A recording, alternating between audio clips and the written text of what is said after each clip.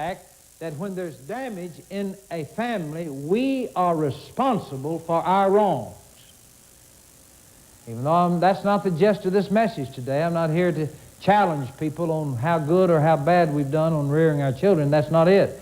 But we do have to assess the damage, and we have to pay for when we're wrong. You can't change that.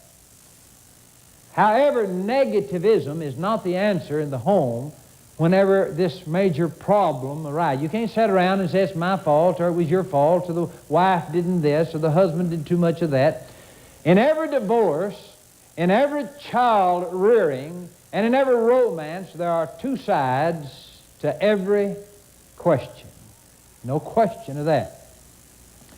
The Bible says it this way: each of us has turned to our own way. And that means you too, Grandpa. When you was young, you might have forgot what you was like when you was 16, but you was still 16. I hate to bring up these negative thoughts. I know about a family that created domestic disaster. Did everything wrong. They neglected their children. They ran around on each other. They argued. They fussed in front of the kids and fought. And all 4 children turned out good. In fact, quite well. They all landed good jobs. And there's really not, it doesn't make good sense. I wish I could call back some of the sermons I've preached along this line. Boy, I'll tell you, I gave it to you strong down through the years, and now I'm mellowed out a little bit. That's next to rotten. But I've been down the road farther. I know another couple that lived godly lives, had Christian compassion, and 3 of their 4 children has ended up not like the parents wanted, in fact, in divorce. How many times have I said, train up a child in the way that they should go, and even when they're old?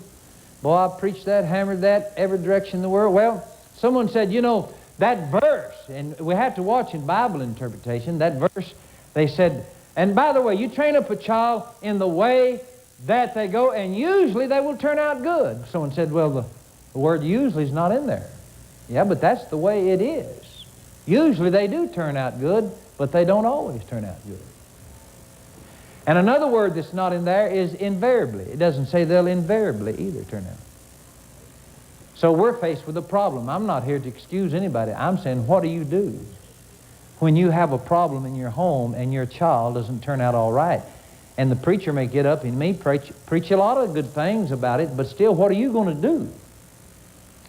You see, when a child is rebellious and the home is undermined, I guess you should say, and there's problems there, the head of that family must rule in authority over that family. And here again is saying what we should do, and I want to get into this and balance the message, what I'm fixing to say. But the truth is, you cannot permit any rebellious, any prodigal to come in and take over the home and to be the head of the house. I'm saying we have to be head of the house. We have to be strong. Well, I've got about 3 illustrations I could explain that to you. There was a little kid that came in and he was going to have his teeth filled. This Dobson tells this. Going to have his teeth filled. He didn't want to, but they sent him to an older dentist that could handle little kids. He's about 6, 7 years old. Walked into the dentist's office, and the kid said, if you make me get in that chair, I'm going to take all my clothes off. And the dentist said, well, go ahead. Kid took all of his clothes off but his breeches and pants, and so he going to get up and work on the teeth. And the kid said, you didn't hear me right. He said, I'll take off all my clothes. Dentist said, that's all right, take them all off. So he took them all off, set up there. Dentist worked on him, and the dentist said, I forgot to tell you, young man, that whenever they do that in this chair, he said, I keep the clothes for a day. And that kid, this is a true story, this kid walked out of where the visitors in the waiting room was, walked out home, and the mother came back and said, you'll never know how much I appreciate that, because he has threatened me to buy things for him in the grocery store that he's going to take all the clothes off, and you've really helped me. Now, you cannot permit a child to undermine the home. The head of the house is still the head of the house. A young college boy went to college, another true story, came back home, was telling his daddy, didn't realize he had as much grit as what he had, told his daddy how wrong the house was being run, and said you ought to do it this way and that way. And so I'm going to read it to you, exactly what this man said. It's a doctor. He said, son, if you wish to live like this, that is your prerogative. In other words, in rebellion. He said, you're old enough to choose the lifestyle you prefer, but you can't do so under this roof. Your mother and I, and your brothers included, refuse to be intimidated. If you wish to leave, this is fine. But you need to remember that everything you have, I bought, and therefore I own that violin. He was a very good violinist. He said, I own your violin. I'd like you to leave it here in our home when you leave. I own your car. Please don't plan to drive it away. Leave it in the garage. You'll have to walk. I own your clothing. Leave your clothing in the closet when you walk out. I own everything that's on you, including your money. Please empty your pockets before you go. I'll tell you, you can keep your clothes on your back and the shoes you now have on your feet. There's the door. Leave if you choose. We hope you'll decide to stay, but if not, leave now under these conditions.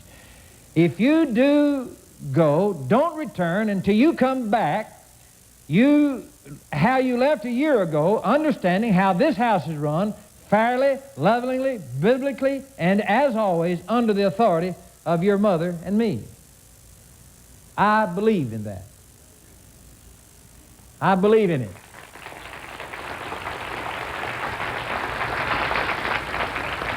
In fact, I've given that very advice to a couple in this church. It's been years ago. They paid a price, but the rebellion did not stop, and to this day there's rebellion in the home, but they had to make a stand against the rebellion. And I think this is wonderful. But what do you do? What else do you do other than being head of your house and to maintain principle over a person? What else do? You do exactly what the Bible teaches us to do. And Paul is using the phrase when he talks about how that we should feel. He uses the phrase as the family, the spiritual family, likening it unto a mother or father. Paul said in 2 Corinthians 13th chapter, the Corinthians referred to as being begotten in the faith. He said, I pray you do no wrong, not that will appear approved, but that you do what is right, even though we should appear unapproved. Now, in the family context, listen to what Paul is saying. He said, we as parents will come off at times unapproved, looking like reprobates. But be that as it may, we still possess the deep down desire that our children come on and do what is right. And you hear what that's saying? For we want you to do right even if we ourselves are despised, even if we're despised.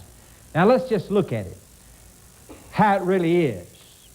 We know we have not been, I hate to shake some of you children of your parents that's here, but your parents was not always perfect like they are now. Don't let them bring up the subject too much about when they were 16 and 17. And that's what Paul was saying. Even though we came off looking like reprobates, we still want you to behave yourself. Now, some of you hear what I'm saying, don't you? Some of your halos has hit down on your ears, and they bet it was rusty anyway. We want our kids to be better than what we were. True? And that's what Paul is saying. Our desire, even though we know we're all human and we have failed, and God knows some of the stories on some of us we don't want out. But that doesn't change our heart, is that we want our kids to do good. And that's what Paul is really saying. You see, all of us are in the family of God by adoption.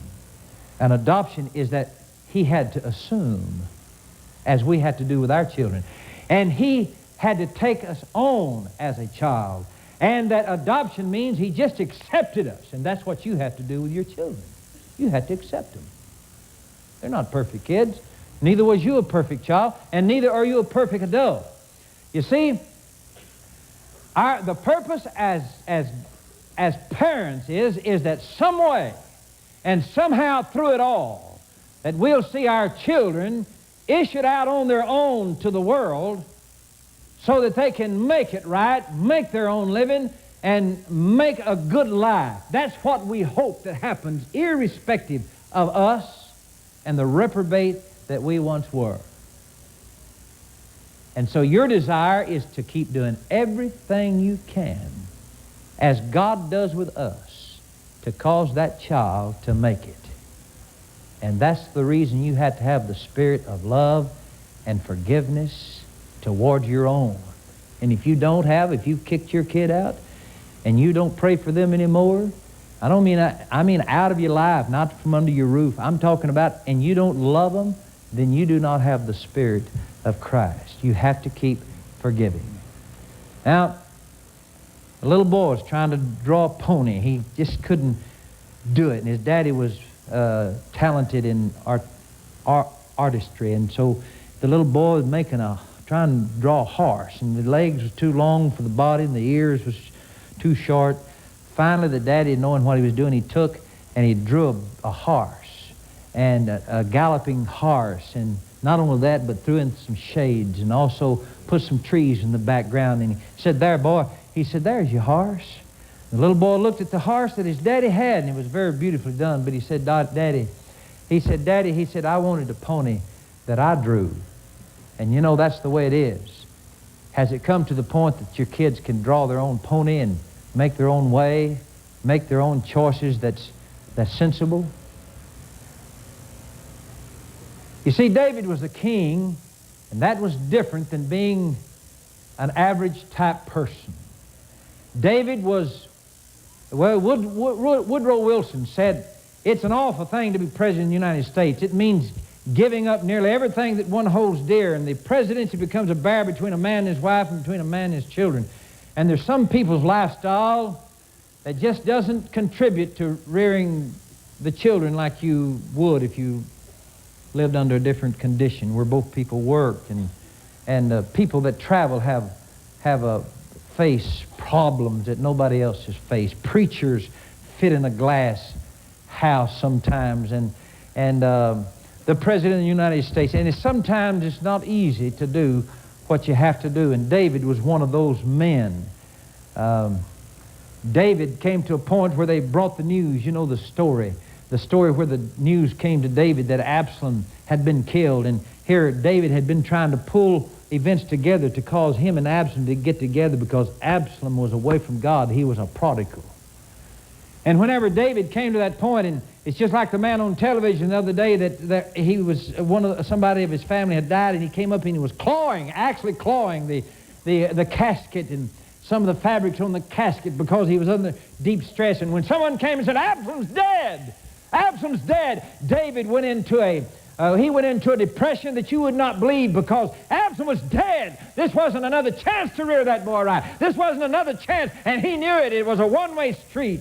And something happened to David, in fact, in describing that, when he said, and the king covered his face and cried out with a loud voice, "Oh, my son Absalom! Oh, my son Absalom!" It was a problem that could not be resolved. And for a parent to be in that place, it cannot be explained in our way of explaining things. It did not matter if the flag never flew again over Jerusalem. Absalom was dead, and he would never come to life again. And the Bible uses the word Rahgaz, R-A-H-G-A-Z, when it talked about the sorrow and the depression that David was under. He said, "I wanted to bring you in, Absalom, but you're gone forever." And the Bible said that he went into Rahgaz, or it was meaning to quake and to shake and to shudder. And here the king of Israel was shaking under the power of regret because his son was dead. Now, that's real. That's what happens to people. What are you going to do about it when that time comes? What are you going to say when it's over with and you have no hope of ever talking again to your son or your daughter? And being head of the house doesn't matter anymore because he's gone. Well, it's in the Bible. And we relate it to many other circumstances, but not always to the home. And the Bible says in Isaiah the 53rd chapter 4 references to the universal needs of man. And the Bible says He took our griefs. The Bible says He took our sorrows. The Bible says He took our transgressions. And the Bible says He took our iniquities. The only answer when you come to the end of the road is God. And there's a lot of folks that's at the end of the road when it comes to some of the things in their family and some of the things that happens to people. John Hinckley reared all of his 3 children wonderful. He was a father that was not an absentee father.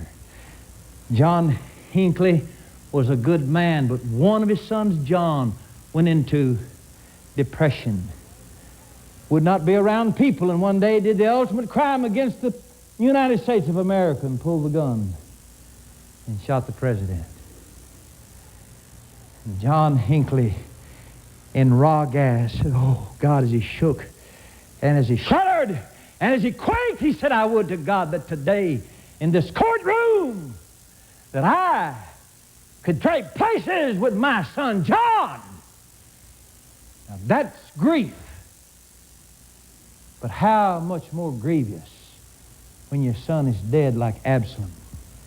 It was the same man in that shuddering stage, means the same as a woman in travail in birth, was the same one that wrote, the Lord is my shepherd, I shall not want. Same man. But now he needed the healing power of grief. Helen Roosevelt, British missionary, was in the Congo uprising, and the Momo revolutionaries attacked her place compound, victimized her, assaulted, raped, and humiliated her. And in the period of time after that, as she was seeking God, drawing closer to God, and she said in this period of time that she stood before God in being healed of that assault and that rape and being victimized. She says that God gave her a word, and here's what God spoke to her heart. He said, Helen, can you thank me for trusting you with this experience, even if I never tell you why? There's some things that God doesn't tell you. He's not even going to start trying to tell you. He doesn't want to explain it to you. But there's things that we just don't understand. And there's a time when we need the answer for the grief and for the sorrow that we feel. I know that I didn't get to develop the message completely, but what he wants you to do is not to give up on your kids. He doesn't give up on us.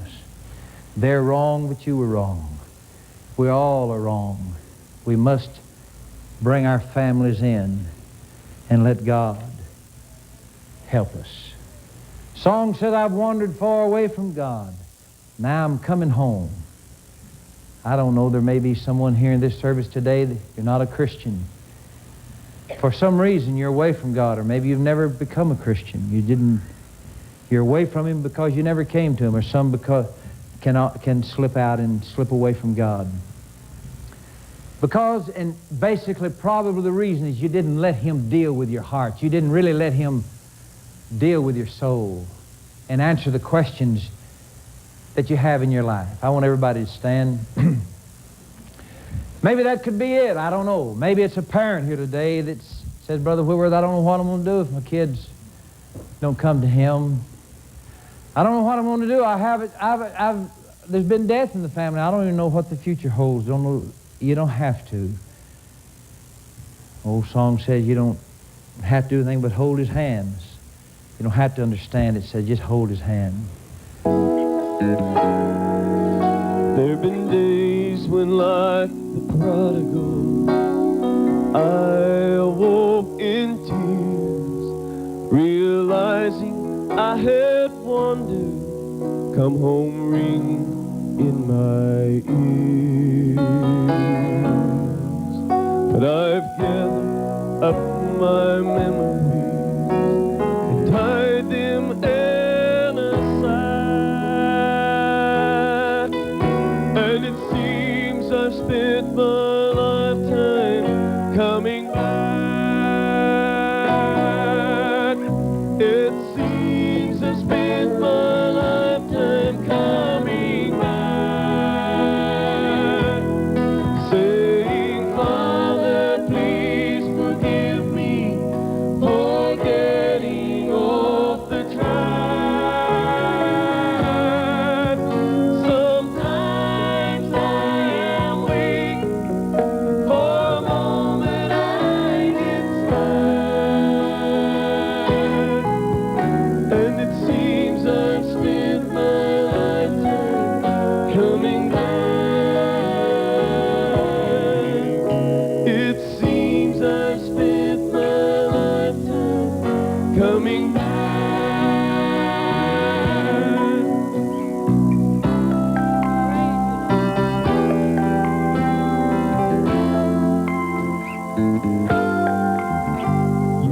Thank you for being a part of There Is a River. There Is a River has been a presentation of Calvary Assembly of God, the church with the heart. Come discover the difference.